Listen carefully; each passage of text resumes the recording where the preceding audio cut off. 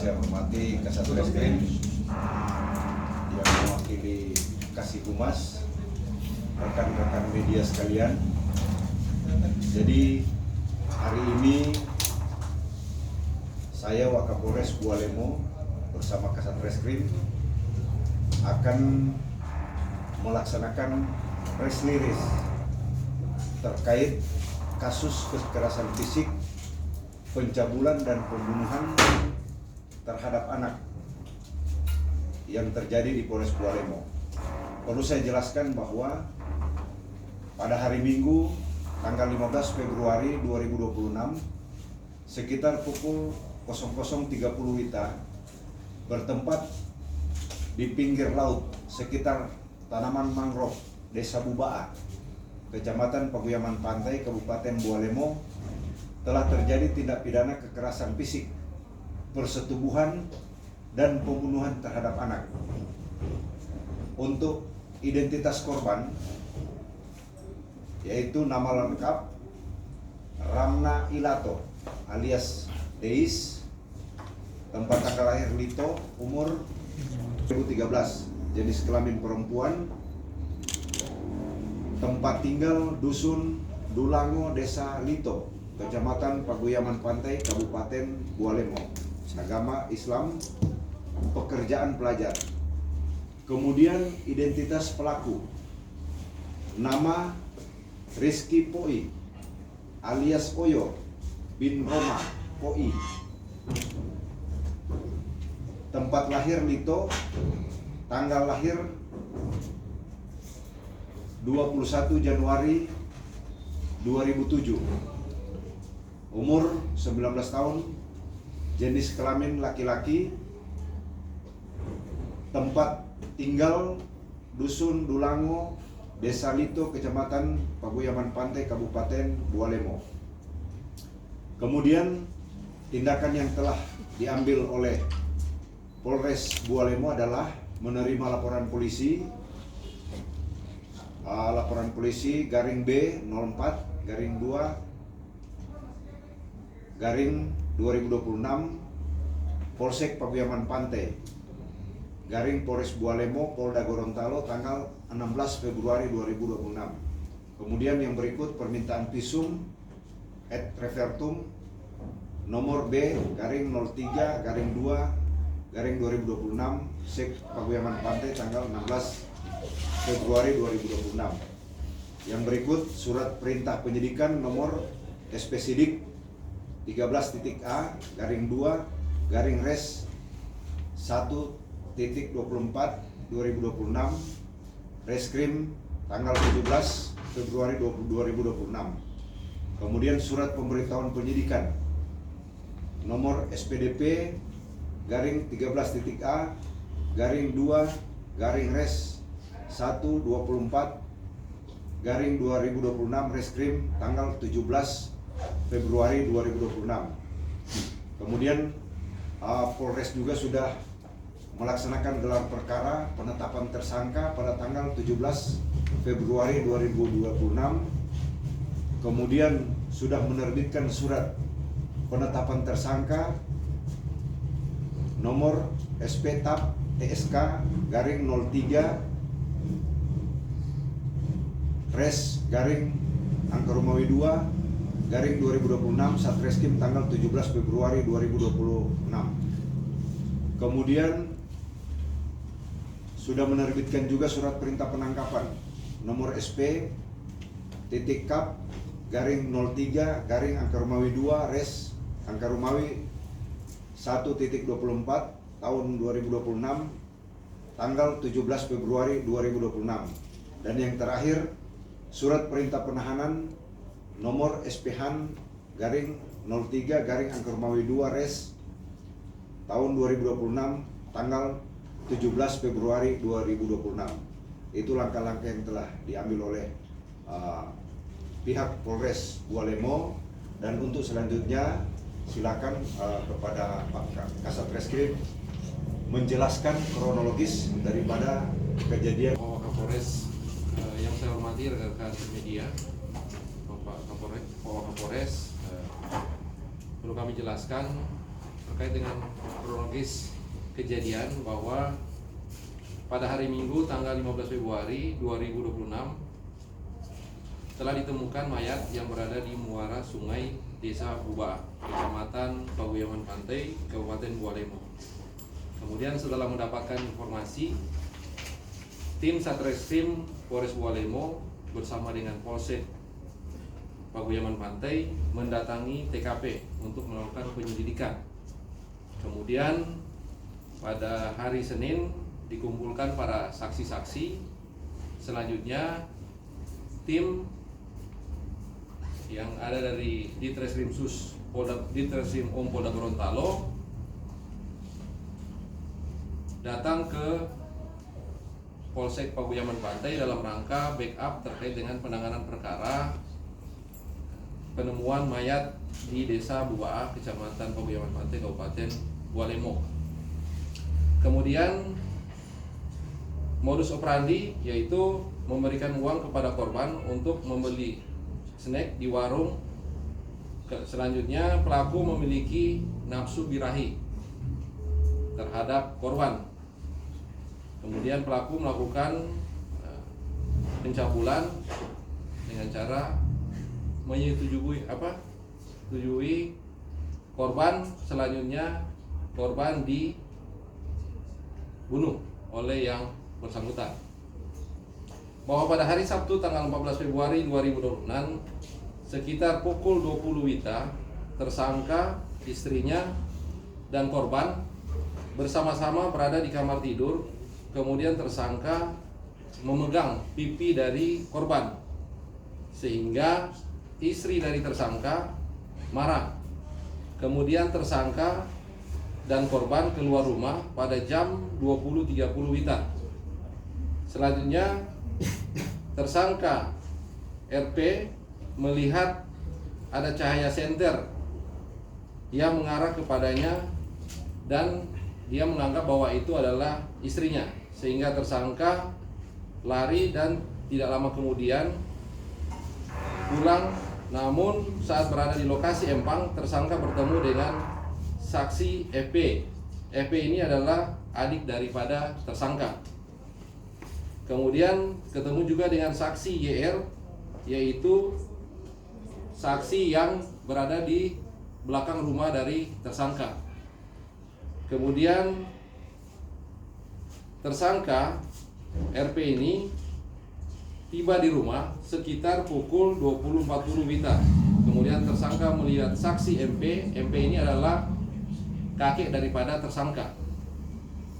Langsung pergi menuju arah pesta. Sedangkan saksi EP dan saksi YR duduk di teras depan rumah. Kemudian tersangka RP ini masuk ke dalam rumah dan langsung mandi. Setelah selesai mandi, tersangka keluar rumah dan mengatakan kepada saksi EP dan saksi YR agar jangan ribut karena istri tersangka marah. Mendengar hal tersebut, saksi EP dan saksi YR langsung pergi dan setelah itu tersangka masuk ke dalam rumah dan memujuk istri dari tersangka untuk meminta maaf. Namun saat itu istri dari tersangka hanya menggelengkan kepala dan tidak memaafkan tersangka. Bahwa sekitar pukul 20.50 WITA, tersangka keluar dari dalam kamar menuju teras depan rumah. Setelah berada di teras depan rumah, tersangka mendatangi korban yang sedang bersembunyi di samping rumah Sahadi. Jadi si tersangka ini sebelumnya sudah membawa si korban ke rumah saudara Sahadi. Kemudian atas permintaan tersangka mengajak korban untuk membeli snack dengan minuman ale-ale sekitar 30 meter dari rumah yang ada rumah saudara Sahadi. Kemudian sekitar pukul 21.20 WITA, tersangka dengan korban berjalan menuju warung. Kemudian tersangka memberikan uang kepada korban agar membeli snack dan minuman ale-ale. Setelah membeli snack dan minuman ale-ale, tersangka bersama korban berjalan melewati belakang panggung pesta. Kebetulan di situ ada acara pesta pada malam hari. Kemudian tersangka membawa korban menuju pohon mangga. Setelah berada di bawah pohon mangga, tersangka bersama korban duduk sambil berbincang-bincang. Kemudian berselang 40 menit kemudian tersangka melihat saudara saksi Muhammad Poi alias MP, kakek daripada tersangka. Kemudian tersangka menyuruh korban berdiam di bawah pohon, lalu datang menghampiri saksi MP. Jadi si pelaku ini mengatakan kepada si korban ini untuk diam di sini. Selanjutnya si pelaku ini datang menghampiri saksi MP, yaitu kakek daripada si pelaku. Kemudian si kakek dari pelaku ini menanyakan kepada tersangka dengan kalimat, "Deis di mana?" Si korban ini menanyakan kepada si pelaku ini, "Si Deis di mana?" Kemudian si pelaku ini menjawab tidak tahu. Dan setelah 15 menit kemudian saksi Muhammad Poi pergi pulang ke rumah, sedangkan tersangka bersama korban kembali ke lokasi tersebut. Kemudian pada pukul 22 WITA, tersangka RP ini kemudian mengajak korban untuk pergi ke warung lagi. Jadi setelah dari pohon mangga tadi mengajak ke warung lagi untuk bersembunyi di samping warung, karena teman-teman korban datang ke rumah tersangka untuk mencari si korban. Kemudian mereka melihat teman-teman korban sedang bercerita dengan istrinya, ketemu di jalan. Kebetulan istrinya ini mencari korban. Kemudian istrinya ini dalam keadaan menangis, dan beberapa menit kemudian teman-teman korban kembali melewati jalan depan warung, namun tersangka bersama korban bersembunyi. Setelah 20 menit kemudian, tersangka mengatakan kepada korban agar tetap bersembunyi di samping warung. Lalu tersangka pulang ke rumah bertujuan untuk mengecek istrinya dari luar jendela. Setelah mengecek istrinya, tidak ada. Tersangka kembali mengajak korban pergi ke bawah jembatan yang tidak jauh dari rumah korban. Jadi antara rumah dengan jembatan itu kurang lebih sekitar 20 meter. Jadi si tersangka ini membawa korban ke bawah jembatan situ. Kemudian pada pukul 23 WITA, setelah berada di bawah jembatan, korban mencium tersangka. Kemudian tersangka berbalik mencium korban di arah pipi kiri dan kanan serta jidat korban. Setelah pukul 23.50, tiba-tiba saksi FP, ini saksi dari adik pelaku, berteriak dari atas jembatan dengan kalimat, "Kakak di mana Kana?" Namun saat itu tersangka dan korban hanya diam, dan setelah sudah tidak ada suara lagi dari atas jembatan, tersangka ini mengajak, setelah dari bawah ini dia mengajak si korban ini pergi ke kebun milik saudara saksi MP. MP ini adalah kakek daripada si pelaku. Kemudian si tersangka menyuruh korban membungkuk.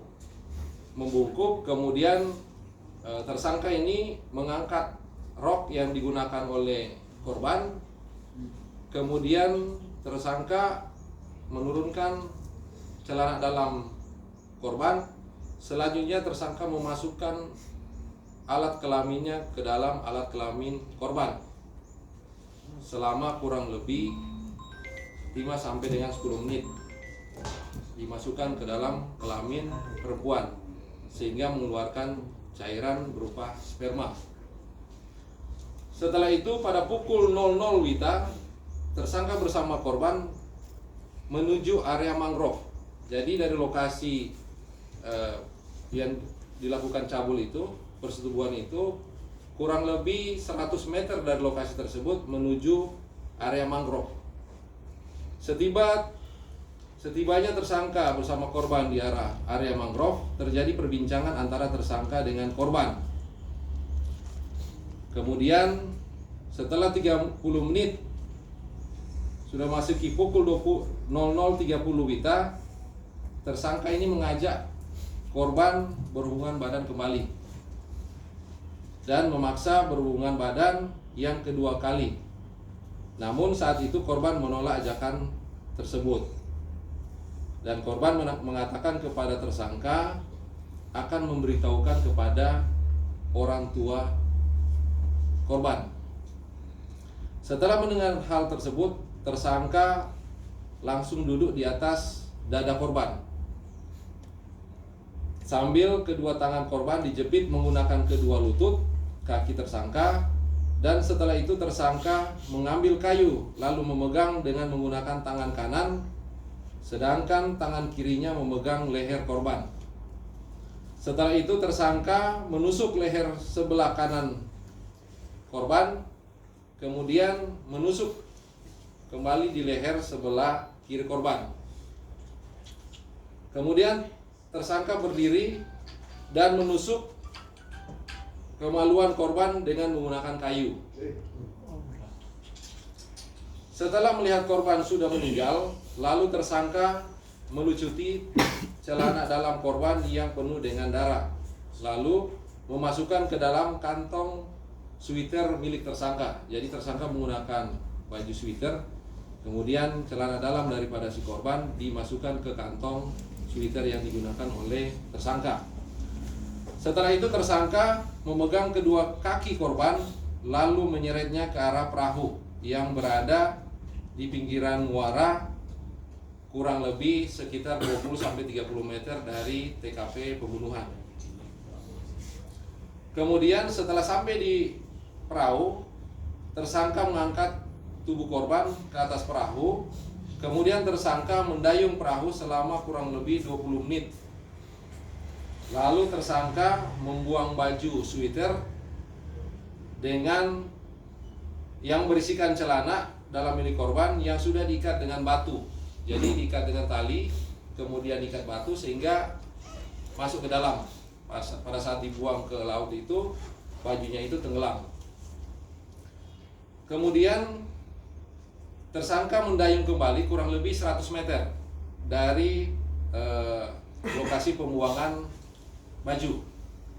Kemudian tersangka membuang korban di laut. Setelah itu korban kembali dengan menggunakan perahu dan kembali ke rumah sampai dengan jam 02.24 WITA. Dan saat berada di rumah, istri tersangka bertanya, "Adik saya sudah ada?" Lalu tersangka menjawab, "Belum ada." Kemudian tersangka berbaring dan tidur bersama istrinya. Kemudian telah melakukan pemeriksaan terhadap saksi sebanyak kurang lebih 15 orang termasuk tersangka. Kemudian hasil visum dari rumah sakit, dari Puskesmas Paguyaman Pantai pada saat ditemukan kemudian dilakukan visum awal. Kemudian barang bukti yang ditemukan yaitu baju milik korban, kemudian baju milik tersangka, celana pendek warna hitam, kemudian ada baju jersey, kemudian ada baju kaos warna coklat, karena pada saat malam itu dia berganti pakaian, 3 kali ganti pakaian. Kemudian ada perahu yang digunakan untuk mengangkut jenazah ataupun korban ke laut untuk membuang. Kemudian kita mengambil sampel tanah dan daun terdapat bercak darah di lokasi pada saat eksekusi itu. Jadi tanah yang ada di lokasi tersebut, di lokasi eksekusi itu kita ambil untuk kita lakukan pengujian di lapor untuk memastikan terkait dengan darah yang ada di TKP tersebut. Kemudian perbuatan ataupun tersangka kami jerat dengan pasal 80 ayat 3 Undang-Undang Republik Indonesia nomor 35 tahun 2014 tentang perubahan kedua atas Undang-Undang nomor 23 tahun 2002 tentang perlindungan anak. Kemudian pasal 458 ayat 1 Undang-Undang RI nomor 1 tahun 2023 tentang KUHP dengan ancaman hukuman 15 tahun penjara. Kemudian ada pasal 415 huruf B Undang-Undang nomor 1 tahun 2023 tentang KUHP dengan ancaman hukuman 9 tahun penjara. Kemudian langkah-langkah yang telah dilaksanakan oleh penyidik, yaitu yang pertama telah membuat laporan polisi, membuat surat perintah penyidikan, kemudian ditindaklanjuti oleh